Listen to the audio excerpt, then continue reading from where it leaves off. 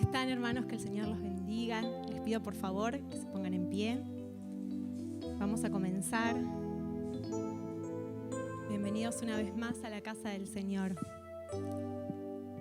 Vamos a disfrutar de un tiempo juntos, de alabar al Señor, de escuchar su palabra. Los invito al Salmo 150, al último de los salmos.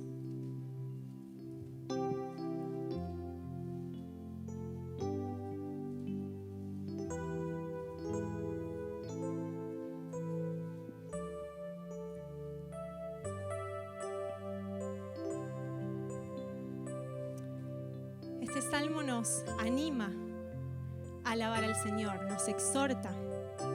Dice: alabad a Dios en su santuario, alabadle en la magnificencia de su firmamento, alabadle por sus proezas, alabadle conforme a la muchedumbre de su grandeza, alabadle a son de bocina, alabadle con salterio y arpa, alabadle con pandero y danza, alabadle con cuerdas y flautas, alabadle con címbalos resonantes, alabadle con címbalos de júbilo. Todo lo que respira, alabe a Jehová. Aleluya. Amén. ¿Qué les parece si comenzamos a alabarle con un aplauso? A Él, al único digno. Te alabamos, Señor. Te exaltamos solo a ti. Alabamos tu santo nombre. Sí, Señor. Vamos a disponer nuestro corazón para alabarle a Él.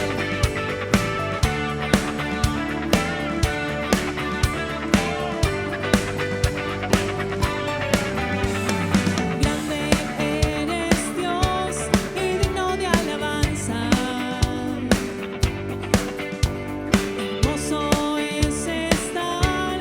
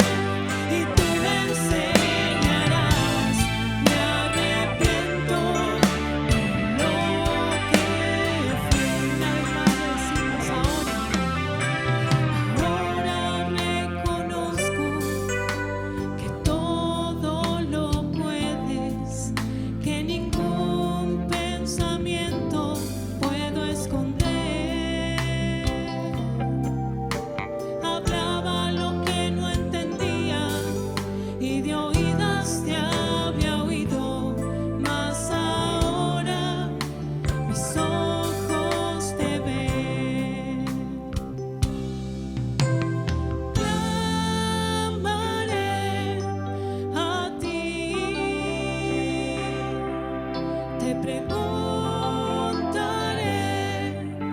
y tú me enseñarás. Me arrepiento de lo que fui. Una vez más. Clamaré a ti. Te preguntaré y tú me enseñarás. Me arrepiento de lo que fui. Me arrepiento de lo que fui. Me arrepiento de lo que fui.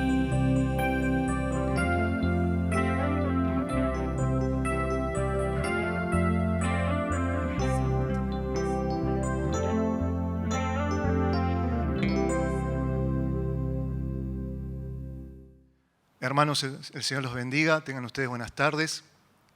¿Qué les parece si oramos y vamos a la palabra del Señor? Amado Dios, queremos en esta tarde darte gracias, Señor, por este hermoso privilegio que nos das de reunirnos en tu casa, Señor. Alrededor de ti, alrededor de tu palabra, alrededor de la comunión con los santos. Gracias, Señor, gracias. Qué hermoso es lo que tú tienes, qué hermoso es el diseño de tu iglesia, Señor, de la cual nos has hecho o nos has llamado a formar parte por medio de la sangre de Jesucristo con la cual nos compraste y nos hiciste tuyo, Señor. Gracias, Padre. Gracias te damos. Señor, en esta hora queremos, como siempre, encomendarnos a ti, pedir tu gracia, tu asistencia, tu ayuda, esa guía de tu Espíritu Santo para entender las Escrituras, para escuchar tu voz, para contemplarte, para obedecerte y para que tu palabra nos transforme, Señor. Sabemos que tiene el poder para hacerlo y nosotros tenemos el deseo que lo haga en nuestra vida, Señor. Que sigamos cambiando, que sigamos madurando, renovando nuestro entendimiento conforme a tu palabra, conforme a tu voluntad. Señor, nos ponemos en tus manos y te damos gracias, Señor, porque tú has prometido guiarnos a toda verdad. Te alabamos y te bendecimos y oramos en tu nombre, Jesús. Amén. Hermanos, hemos estado viendo a Jesús a través de los tipos, las sombras que en el Antiguo Testamento Dios fue dejando de Cristo y de su obra. Lo vimos en las fiestas solemnes, esas 3 festividades anuales, cómo Cristo cumplió cabalmente esas fiestas. Y sabemos que todo habla de Cristo, todo apunta a Cristo, todo nos revela su obra. El tabernáculo, el sacerdocio, los sacrificios, las fiestas. Pero cometeríamos un error si pensamos que solo por medio de sombras y solo por medio de figuras o tipos Dios nos reveló a su Hijo en el Antiguo Testamento. De hecho, también lo hizo a través de profecías muy específicas, profecías muy claras, que hablan de Cristo, que hablan de su obra, que hablan de su redención, de su muerte, de sus padecimientos, de su resurrección, de su glorificación. Y hoy me gustaría que veamos una de esas profecías del Antiguo Testamento, posiblemente una de las profecías más sorprendentes por su exactitud, por sus detalles, y porque fue escrita unos 700 años antes que Jesús venga a este mundo, que se encarne, se haga hombre. Yo me refiero a la profecía de Isaías, capítulo 53. Los invito a que vayan buscando en sus Biblias, en realidad que vayan buscando primero el capítulo 52 de Isaías.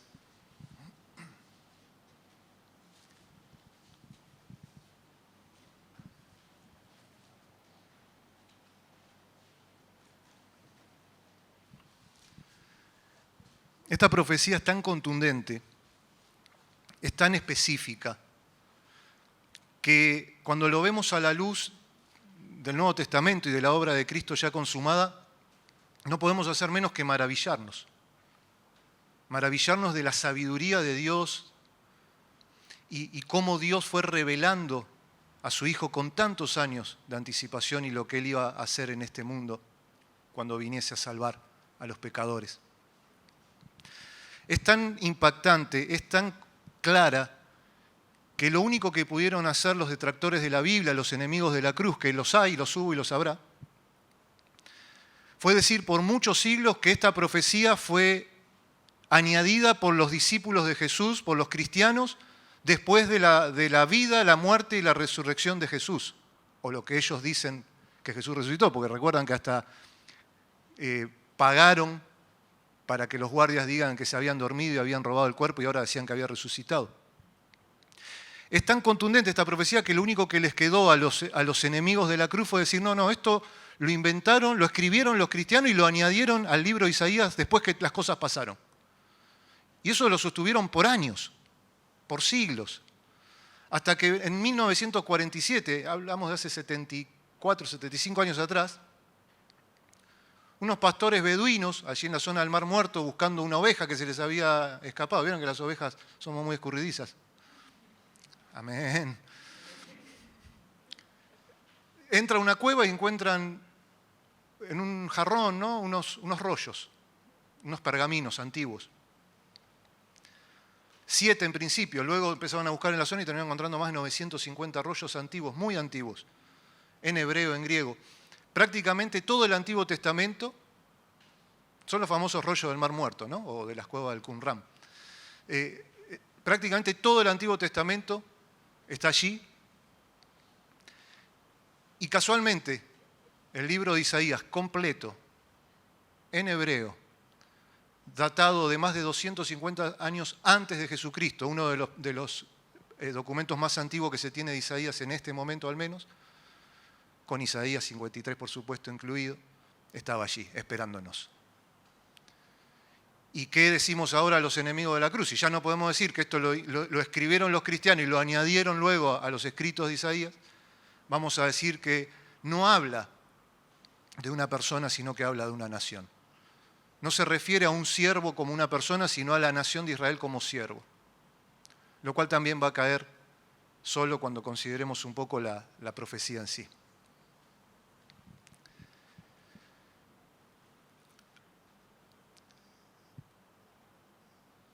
Esta profecía comienza en realidad en el capítulo 52. Isaías viene desarrollando promesas de redención, promesas de liberación, promesas de restauración, promesas del retorno. Miren cómo es Dios, ¿no? Está prometiendo un retorno de una cautividad que todavía no pasó. Porque es Isaías el que recuerda, el que le profetiza al rey Ezequías, así como vieron todos tus bienes estos enviados a Babilonia, así todas estas cosas van a ir a Babilonia y tus hijos van a servir allí, en el capítulo 39 de Isaías.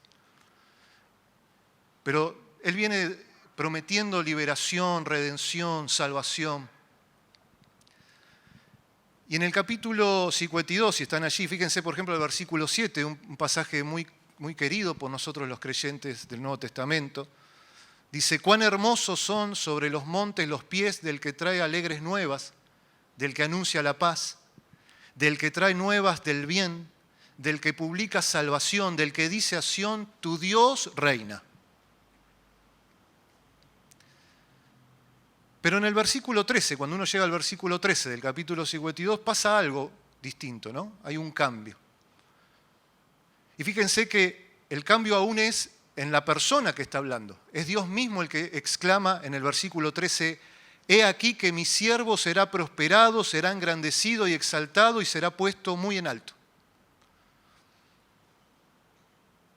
Esta no es la primera vez en el libro de Isaías que Dios mismo presenta a su siervo o habla de su siervo. Ustedes no lo busquen, él ya lo hizo en el capítulo 42, por ejemplo, versículo 1 al 3, yo se los voy a leer.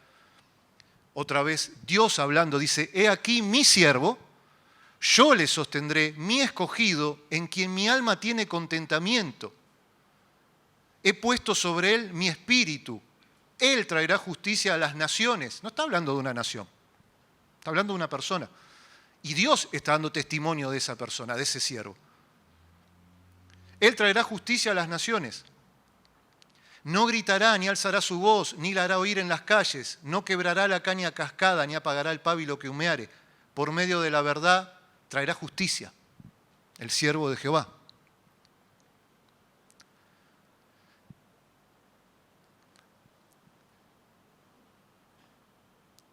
Y en el versículo 13 del capítulo 52 vuelve Dios a presentar a su siervo. He aquí mi siervo.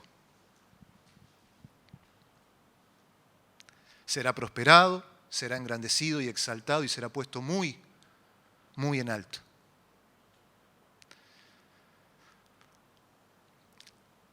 Si bien es cierto que Isaías viene mencionando o dando promesas de liberación y de redención y de salvación, de pronto empieza a hablarle a la nación de aquel que va a llevar adelante esas promesas, el que va a cumplir con esas promesas.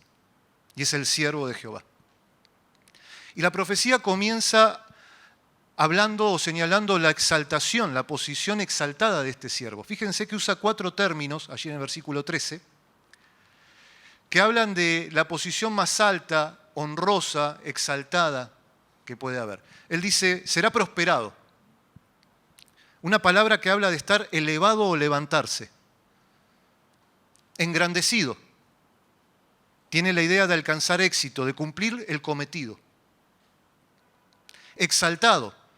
Esta palabra conlleva la idea de algo que es alto, pero que al mismo tiempo es sublime, maravilloso. Y finalmente dice, puesto muy en alto. Esta expresión habla de llenar la medida, colmar la medida. Ahora, lo llamativo es que de estos términos que usa aquí Isaías, o Dios al presentar a su siervo, mejor dicho, el profeta los había usado en el capítulo 6 cuando tiene la visión de Dios sentado en el trono.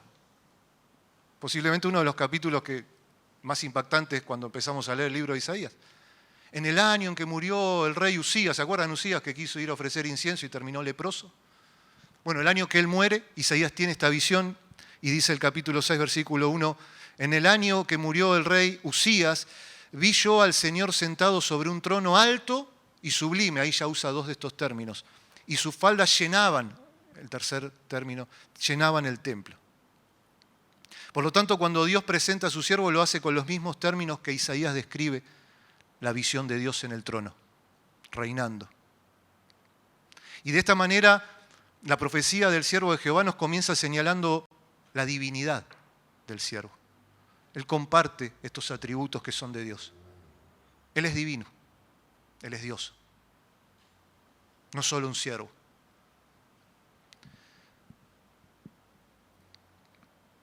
Jesús, durante su ministerio, fue acusado de blasfemo, de hecho fue ejecutado como blasfemo, porque siendo hombre él se hacía Dios, decían ellos. En Juan 10, versículo 30, Jesús dijo, él dijo que él y el Padre uno eran. Yo y mi Padre uno somos. Y allí tomaron piedras para matarlo. Y Jesús dijo, muchas buenas obras hice de parte de mi Padre. ¿Por cuál de ellas me van a apedrear? No, por buena obra no te vamos a apedrear, sino por blasfemo, porque tú siendo hombre te haces igual a Dios. Pero Jesús no estaba afirmando más que lo que esta profecía de Isaías ya había afirmado 700 años antes, que ese siervo era Dios.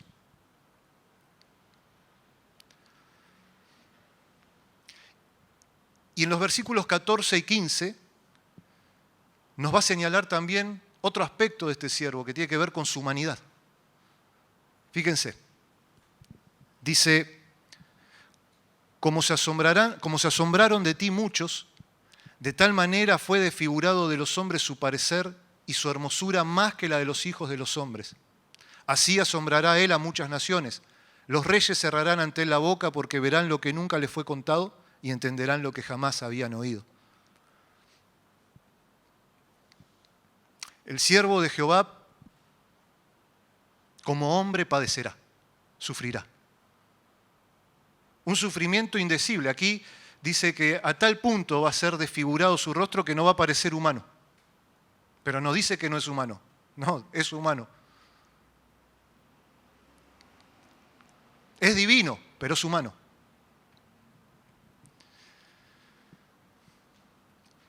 Y en el versículo 13 habla de su exaltación.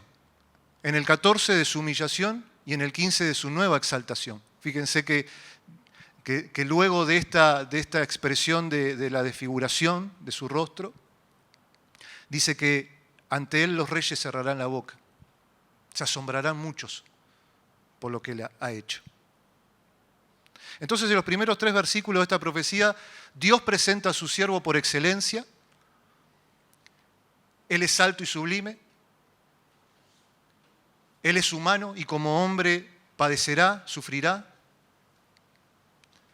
Pero después de esto será exaltado nuevamente. Y ante él los reyes, los poderosos cerrarán la boca. Ahora, estos aspectos que aquí se ven como un tanto tenues o un poco difusos, en el capítulo 53 se nos empiezan a presentar con una claridad únicas en cuanto a profecías sobre Cristo. Es tan impactante esta profecía que en el Nuevo Testamento se la cita y se la insinúa más de 85 veces. Prácticamente cada línea de esta profecía la encontramos en la pluma de un autor inspirado del Nuevo Testamento. Fíjense, capítulo 53 de Isaías, versículo 1, comienza allí con 2 preguntas. Y ahora parece como que Dios cede la palabra, así como Dios habla y presenta a su siervo, ahora parece que cede la palabra a su profeta. Y dice el versículo 1, ¿quién ha creído a nuestro anuncio? ¿Y sobre quién se ha manifestado el brazo de Jehová? ¿El anuncio que no se ha creído? ¿O el anuncio que es puesto en duda? Bueno, las buenas nuevas. Los anuncios sobre el siervo que iba a establecer la justicia. Los anuncios de ese siervo sobre el cual el Espíritu de Dios estaba sobre él.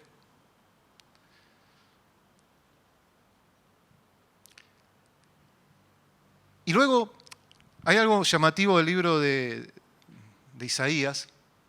A aquellos que les gusta encontrar coincidencias así en las Escrituras, se los cuento de paso. Que muchos eruditos ven algunas similitudes interesantes, ¿no? Porque dicen, el libro de Isaías tiene 66 capítulos, así como la Biblia tiene 66 libros. De esos 66 capítulos del libro de Isaías, los primeros 39 hablan de juicio, como el Antiguo Testamento que tiene 39. Y a partir del capítulo 40 hasta el final, el capítulo 66, es decir, los últimos 27 capítulos del libro de Isaías, están las promesas de redención, de liberación y, claro, del siervo de Jehová, como en el Nuevo Testamento. Y llamativamente en el capítulo 40, que es esa bisagra entre los mensajes o profecías de juicio y las de redención, se encuentra un pasaje muy conocido para nosotros, se los leo, Isaías 40, versículo 3 al 5. Voz que clama en el desierto, preparad camino a Jehová, enderezad calzada en la soledad de nuestro Dios. Todo valle sea alzado y bájese todo monte y collado, y lo torcido se enderece y lo áspero se allane, y se manifestará la gloria de Jehová y toda carne juntamente la verá, porque la boca de Jehová ha hablado. ¿Sí? ¿Recuerdan? De la misma manera que encontramos en el Nuevo Testamento a esa voz clamando en el desierto, a Juan el Bautista, que irrumpe en la historia de la redención, que irrumpe después de ese tiempo en el cual no había profecía, y aparece con un llamado al arrepentimiento. Y cuando vienen las autoridades le dicen, ¿quién eres? ¿Qué le decimos a los que nos mandaron a averiguar quién sos? Yo soy una voz que clama en el desierto.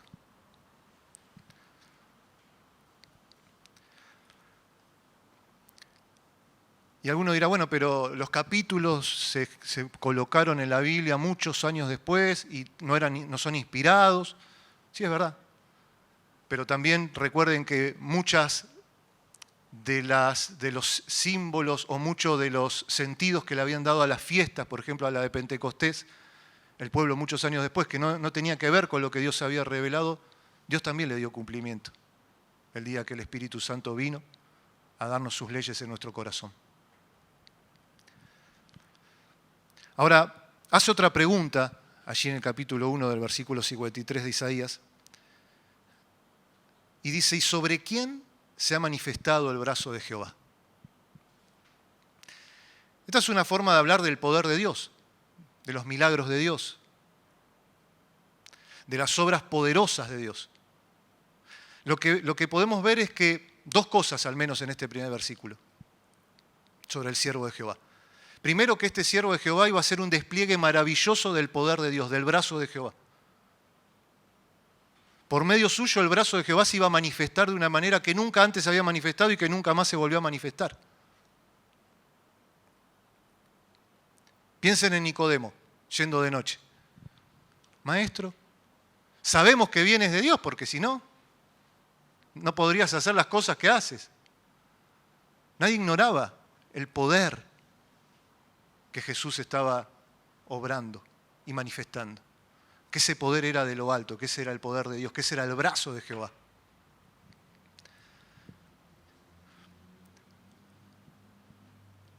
Sin embargo, lo que vemos por esta profecía en el versículo 1, a pesar de esa manifestación poderosa del brazo de Jehová, él iba a ser rechazado. Su mensaje no iba a ser creído, su anuncio no iba a ser creído y el brazo de Jehová no se iba a manifestar en todos, no iba a ser revelado a todos.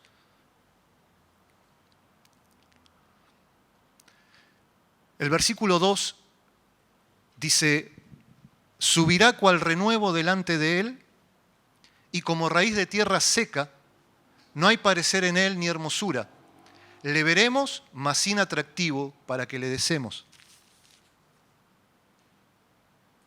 Este versículo presenta al siervo de Jehová subiendo o creciendo literalmente delante del rostro de Dios. Y lo compara con un renuevo, un brote tierno que crece de una raíz en tierra seca. Y además esa palabra renuevo, si bien se usa para hablar justamente de un brote que crece, es una palabra que viene de una raíz que tiene que ver con un niño de pecho, con mamar. Por lo cual también nos está hablando de que este siervo de Jehová será un niño, será un bebé. Nos señala su encarnación. Es hombre, es Dios, pero nace como un bebé. Y dice que como hombre no iba a tener nada sobresaliente en su persona. No era por su apariencia física que la gente iba a reconocer algo distinto en él. Si a Jesús lo viéramos entrar acá y nadie nos dijera que es Jesús, no lo reconoceríamos, sería uno más, uno igual que nosotros. Dice que le veremos más inatractivo para que le deseemos. No iba a haber nada deseable en su apariencia. Y esto no quiere decir que tenía una apariencia grotesca o algo parecido, no. Lo que está hablando es que el siervo de Jehová no llamaría la atención físicamente. Él no iba a ser como el primer rey de Israel, Saúl, que de los hombros para arriba era más alto que todo el pueblo. No. Nos habla de esa apariencia sencilla, humana y sencilla, que escogió tener. Piensen que el día que Judas lo entrega le dice, al que yo bese, bueno, a ese agárrenlo. Y había estado 3 años enseñando. Pero era tan igual que los demás, tan igual que nosotros, era tan humano como nosotros, siendo Dios, que necesitaba ser marcado para que lo arresten.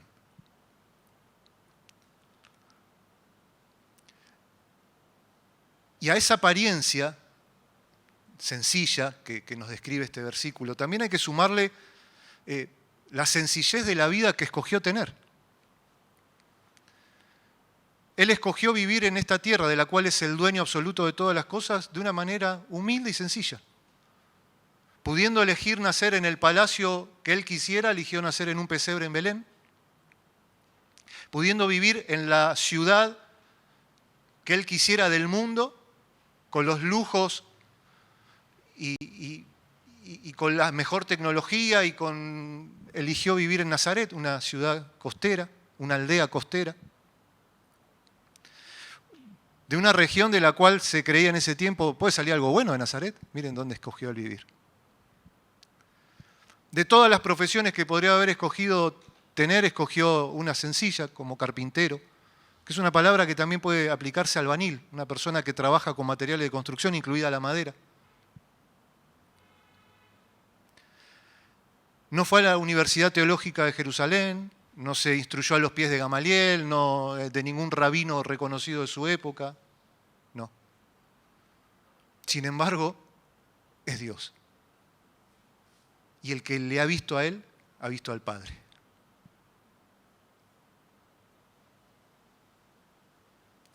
El versículo 3 nos dice cómo toda esta sencillez, toda esta simpleza que el siervo de Dios escogió tener, lo llevó al menosprecio de los demás, a ser menospreciado, a ser desechado, a ser visto como algo sin valor, como algo inútil. Fíjense, dice versículo 3, despreciado y desechado entre los hombres, varón de dolores, experimentado en quebranto, y como que escondimos de él el rostro, fue menospreciado y no lo estimamos. Despreciado, tenido en poca estima.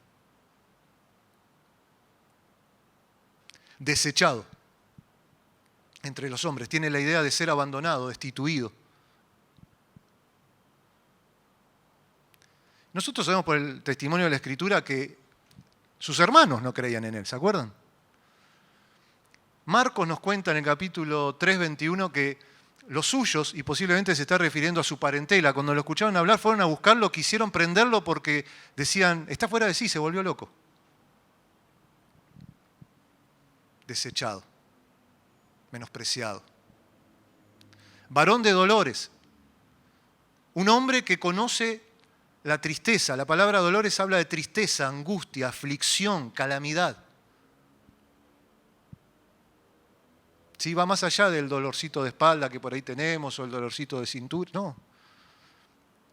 Tristeza, angustia, aflicción, calamidad. Experimentado en quebranto. Experimentado habla de conocer algo por experiencia. En quebranto, esa palabra habla de enfermedad, miseria, dolor. Y uno dice, eso describe a la humanidad. Claro, eso experimentó él en su humanidad. ¿Qué más dice? Y como que escondimos de él el rostro. En su humillación, en su dolor, le dimos la espalda.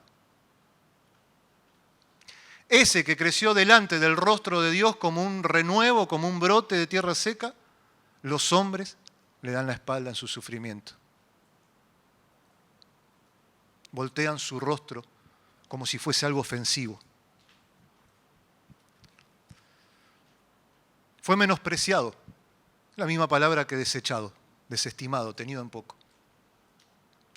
Y no lo estimamos, allí dice, no lo valoramos, no le dimos el verdadero valor que tenía. Fue tratado como alguien sin valor, sin importancia.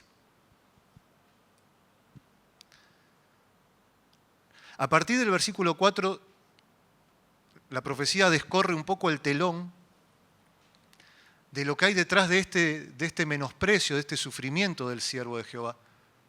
¿Qué es lo que en verdad está pasando? Nos empieza a decir. Fíjense. Isaías 53, versículo 4, dice, ciertamente llevó él nuestras enfermedades y sufrió nuestros dolores, y nosotros le tuvimos por azotado, por herido de Dios y abatido. En su humillación y en su padecimiento Él estaba llevando nuestras enfermedades, sufriendo nuestros dolores. Era lo que nos correspondía a nosotros. Era nuestra calamidad, nuestra angustia, nuestra tristeza, nuestra enfermedad, no suyas. Pero Él las estaba llevando. Y esa palabra llevar, la hemos visto cuando estuvimos viendo el Salmo 32, es una palabra un término que indica una triple acción. Levantar algo, cargarlo sobre sí, alejarlo. Y eso es lo que pasaba en el día de la expiación, ¿recuerdan? Cuando se tomaban 2 corderos, se echaban la suerte y se decía, bueno, sobre uno se imponían las manos del sumo sacerdote, simbólicamente traspasando toda la maldad, todo el pecado del pueblo de ese año, y se lo mandaba al desierto para que se aleje, se lleve lejos todas esas transgresiones. Y al otro se lo sacrificaba y con esa sangre se hacía expiación en el lugar santísimo una vez al año, para la remisión de los pecados hasta el próximo año. Y esa es la misma palabra. Eso era lo que hacía ese cordero expiatorio. Cargaba sobre sí el pecado de los otros y lo alejaba. Y eso es lo que hace el siervo de Jehová, el siervo sufriente de Isaías 53. Él lleva sobre sí, ¿qué cosa? Bueno, nuestras enfermedades y nuestros dolores. Está hablando de nuestro pecado en general.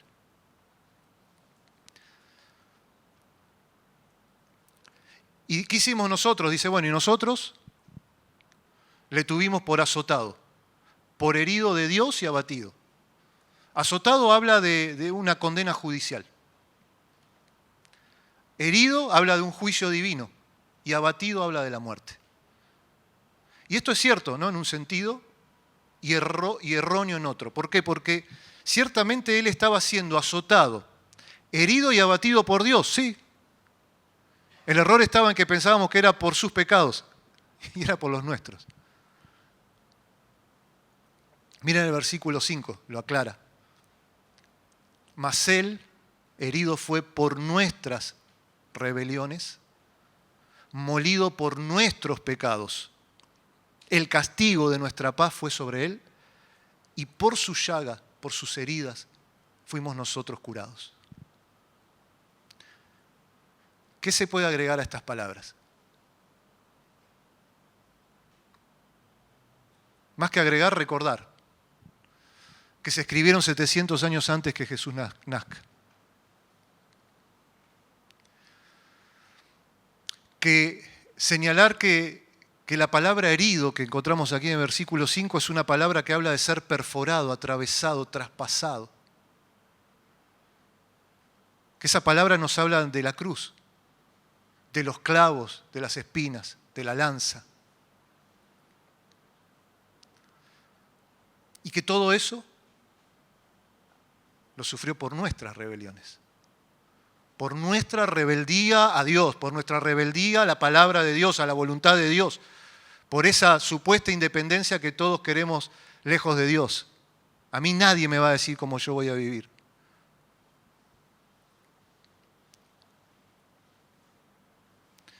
Agregar que la palabra molido, o recordar que la palabra molido habla de desmenuzar algo, aplastar, quebrar, triturar. Y que Él fue molido por nuestros pecados.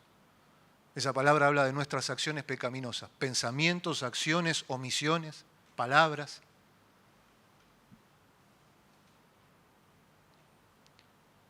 Él siendo triturado por nuestros pecados.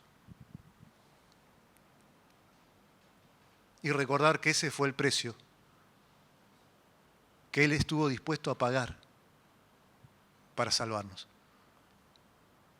para reconciliarnos con Él, para que tengamos paz para con Dios por medio de nuestro Señor. El versículo 6 dice, todos nosotros nos descarriamos como ovejas, cada cual se apartó por su camino, mas Jehová cargó en él el pecado de todos nosotros. Acá estamos nosotros, ¿no? Acá hasta aparecemos nosotros en la profecía de Isaías 53, como ovejas que nos hemos descarriado, que cada cual se fue por su propio camino, lejos de Dios, a espaldas de Dios. Sin embargo, Dios cargó, dice, sobre él el pecado de todos nosotros. Así como el sumo sacerdote ponía la mano sobre el cordero del chivo expiatorio y traspasaba el pecado, así Dios puso todo nuestro pecado sobre él. Y lo alejó, clavándolo en la cruz. Y no perdamos de vista que esto está escrito porque son todos términos de expiación, de sacrificio, que el pueblo de Israel conocía porque por miles de años venían practicando cada día y cada tarde, cada mañana y cada tarde el sacrificio continuo.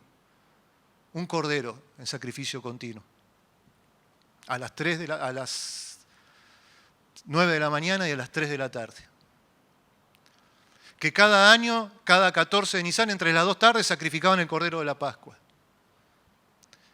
Que cada año, en el día de la expiación, sacrificaban el Cordero expiatorio y al chivo lo mandaban al desierto.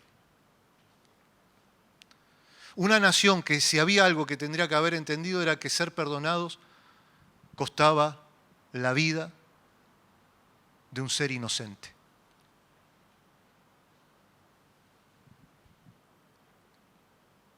Y eso es lo que vino a ser el siervo sufriente, el siervo de la profecía de Isaías 53. Ellos lo habían representado por miles de años a través de estos sacrificios, que lo único que hacían era anticipar el día en que el verdadero Cordero de Dios, ese sin mancha, iba a ser sacrificado para el perdón de nuestros pecados. Versículo 7 dice: angustiado él y afligido, no abrió su boca. Como cordero fue llevado al matadero y como oveja delante de sus trasquiladores se enmudeció y no abrió su boca. Fíjense las figuras que usa, ¿no? Todas figuras de los sacrificios. Y uno dice, pero pobre ovejita, pobre cordero. ¿Qué hizo? Es inocente. Eso es lo que nos quiere decir. Que el siervo de Jehová era inocente.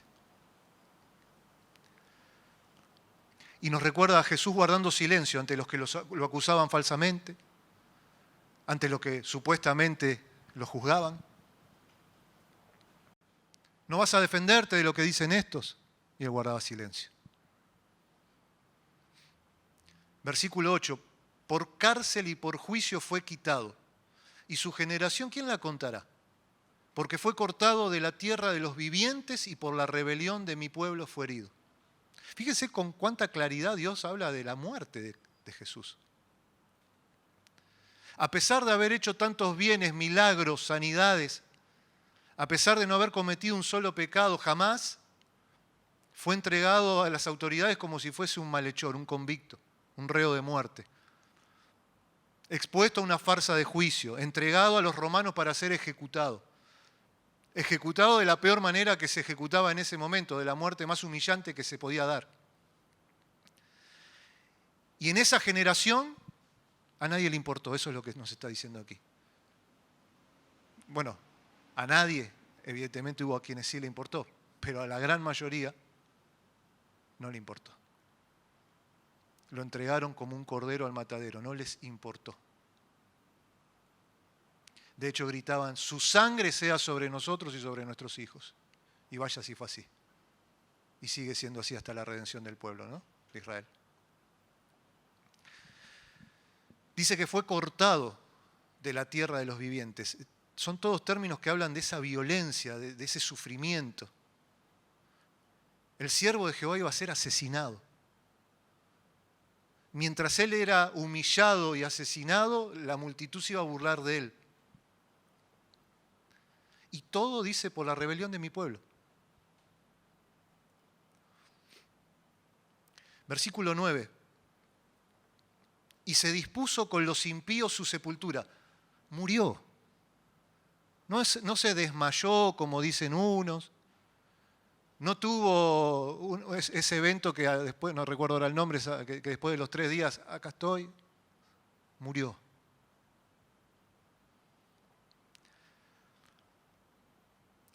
Él fue crucificado, dice, se dispuso con los impíos su sepultura, mas con los ricos fue en su muerte. Aunque nunca hizo maldad ni hubo engaño en su boca. Él fue crucificado entre 2 malhechores, entre 2 sediciosos. Y lo que se hacía con los crucificados una vez muertos, recuerdan que se les quebraba las piernas para agilizar primero la muerte. A Jesús no le quebraron un hueso, ¿por qué? Porque al Cordero de la Pascua, ¿se acuerdan? No se le quebraba un solo hueso. Solo lo atravesaron con la lanza. Y ya estaba muerto. ¿A qué hora? A la hora del sacrificio continuo de la tarde. Crucificado a las 9 de la mañana y muerto a las 3 de la tarde. Él cumpliendo todo. Pero lo que hacían con el cuerpo de los crucificados era tirarlos a un basurero, a una fosa común que había allí, en un valle, en un basurero, el valle de Hinnom. Luego se lo conoció como el Jena, donde permanentemente se quemaban los desechos y había un fuego permanente y todos los desechos iban a parar ahí, incluso los cuerpos de los crucificados. Y Jesús hubiese ido a parar allí. El cuerpo de Jesús hubiese ido a parar allí, porque se dispuso con los impíos su sepultura. Más, dice, con los ricos fue en su muerte, porque recuerdan José de Arimatea, este discípulo secreto de Jesús, que fue y se presentó ante Pilato y dijo, pidió el cuerpo. Bueno, dejó el anonimato en ese momento. Y lo llevó y enterró el cuerpo de Jesús en un sepulcro tallado en la roca de su propiedad, que era nuevo y estaba vacío. Piensen que esto está anunciado 700 años antes.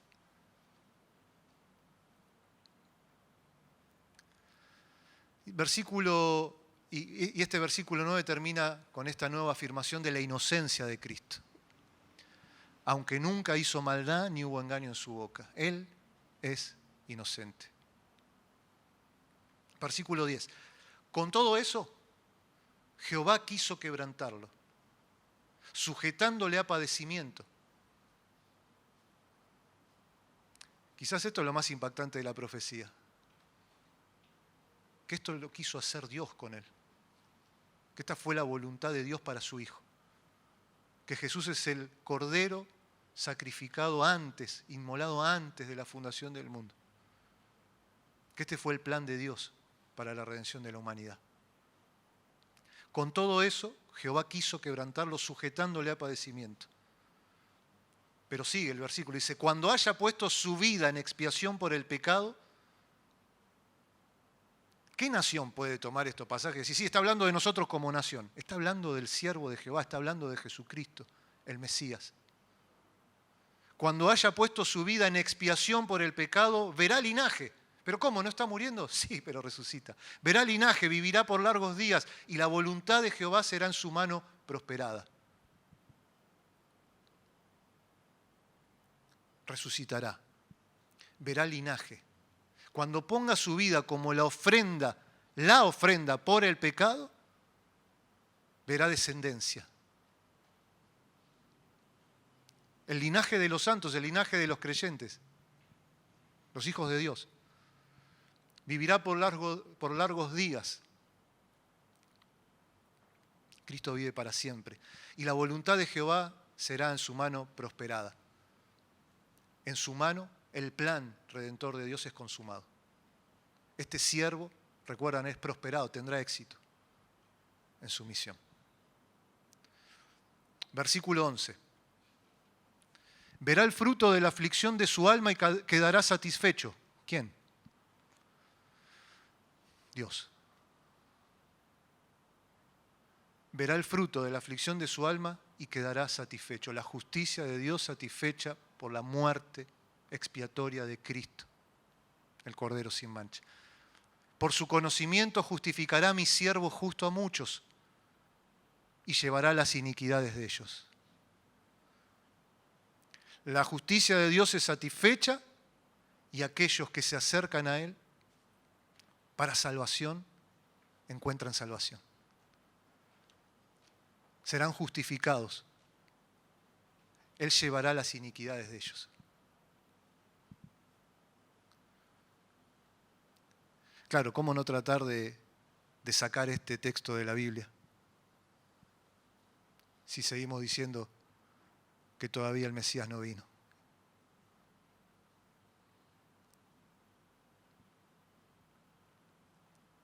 En los escritos rabínicos a Jesús le pusieron un nombre que es el transgresor. Qué triste. Porque Él vino a llevar sus transgresiones. Pero fue rechazado. Versículo 12. Por tanto, yo le daré parte con los grandes. ¿Quién? Dios otra vez hablando. Yo le daré parte con los grandes y con los fuertes repartirá despojos. ¿Por qué? por cuanto derramó su vida hasta la muerte y fue contado con los pecadores, habiendo él llevado el pecado de muchos y orado por los transgresores. ¿Se acuerdan de Jesús siendo crucificado y decir, Padre, perdónalos, no saben lo que hacen? Por cuanto derramó, eso habla de vaciar por completo. Él vació por completo su vida.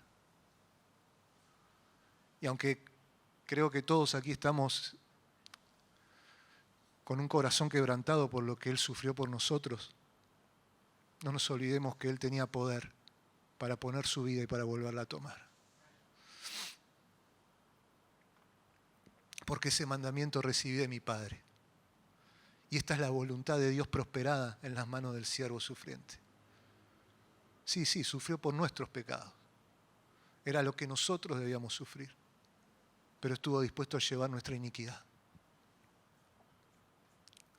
Y por su conocimiento, mi siervo justo, dice Dios, justificará a muchos. Hoy estamos justificados porque le conocimos. Gracias, Señor. Gracias, Jesús. Aquí termina esta profecía, probablemente la más impactante del Antiguo Testamento. 700 años antes, Isaías, inspirado por el Espíritu de Dios, por el Espíritu Santo, nos anticipó con detalles impresionantes la manera en la que Dios se iba a encargar del pecado del hombre. Sin dejar de ser justo, iba a ser misericordioso. Aquí vemos cómo Dios resuelve el gran dilema, cómo Dios puede ser misericordioso y no dejar de ser justo. Cuando se revela a Moisés le dice, Jehová tardo para la ira y grande en misericordia, que perdona la iniquidad y la rebelión, aunque de ningún modo tendrá por inocente al culpable. ¿Qué dilema? ¿Cómo se resuelve? Enviando a su Hijo a una cruz. Enviando al único que no pecó, enviando al justo por los injustos, enviando al santo por los pecadores y tratándolo como un pecador, sin que haya pecado jamás. Al que no conoció pecado, por nosotros lo hizo pecado, para que nosotros seamos hechos justicia de Dios en él.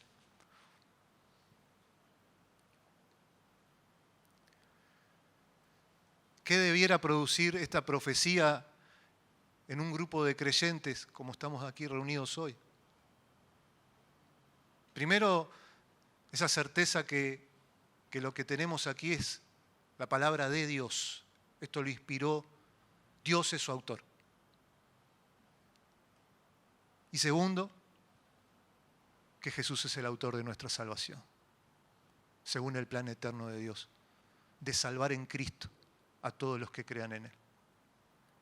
700 años antes, escrito para nosotros, escrito para los hombres. Así todo fue rechazado. Así todo sigue siendo desechado. Así todo sigue siendo menospreciado. Pero también está lleno de profecías de su regreso en gloria.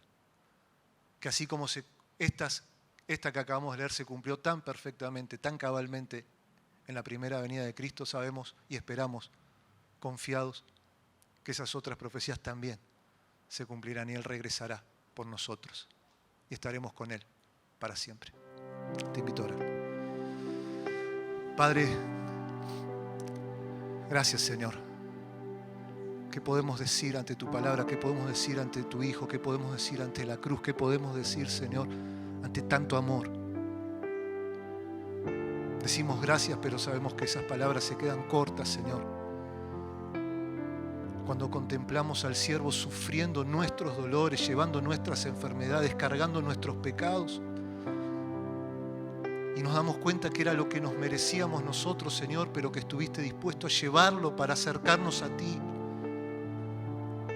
Señor, nuestro corazón se quebranta, nuestro corazón se derrite, nuestro corazón se rinde ante tu amor. Gracias por esa salvación tan grande, Señor. Gracias, Jesús. Gracias, Señor, porque aunque te dimos la espalda, Señor, tú nos volviste a llevar delante del rostro de Dios por medio de tu sacrificio perfecto y por medio de tu resurrección de entre los muertos, para que tú seas el justo y el que justifica a los que son de la fe de Jesús. Gracias te damos, Señor, por esta hermosa palabra. Gracias, Señor, por tu eterna palabra. Gracias, Señor, porque en ellas tenemos la vida. Gracias, Señor, porque por medio de ellas nos hablas. Gracias, Señor, porque ella nos llena de esperanza, nos transforma, nos renueva y nos revela cada día más al que nos amó con un amor eterno, al que nos amó y se entregó a sí mismo por nosotros. Gracias, Señor, te damos, te alabamos, te bendecimos, Señor. Toma nuestras vidas, te lo ofrecemos a ti. Tú eres digno, Señor, de ser adorado. Tú eres digno, Señor, de ser servido. Tú eres digno, Señor, de ser obedecido en todo. Tú eres Dios. Tú eres Dios. Y fuera de ti no hay salvación. Gracias, Señor, en el nombre de Jesús. Amén. Señor les bendiga, hermanos.